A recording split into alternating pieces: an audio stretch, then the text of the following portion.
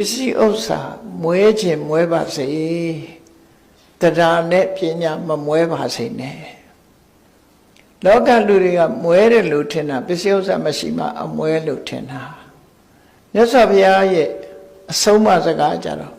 pisi osa shira mashira a muere lu makho ba ko ma a muere khora ro tada taya le mashi bu ati pinya le mashi bu edi puggol jaro a muere lu khore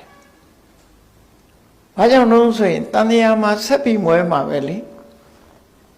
တရားလည်းမရှိဘူးပညာလည်းမရှိဘူးဆိုတဲ့ပုဂ္ဂိုလ်ဟာတရားမွဲပညာမွဲတရားမွဲသည့်အတွက်ကြောင့်ပစ္စည်းဥစ္စာမွဲအောင်မယ်ပညာမွဲသည့်အတွက်ကြောင့်ထွက်ပေါက်ရှာမတွေ့နိုင်ဘူးအဲ့တော့ပစ္စည်းဥစ္စာမွဲခြင်းမွဲပါစေတရားနဲ့ပညာမမွဲပါစေနဲ့တရားမမွဲဘူးဆိုတဲ့ပုဂ္ဂိုလ်တရားဟာမကြခင်ပဲပြည်ပြီးချမ်းသာသွားတဲ့ပုဂ္ဂိုလ်ဖြစ်မှာ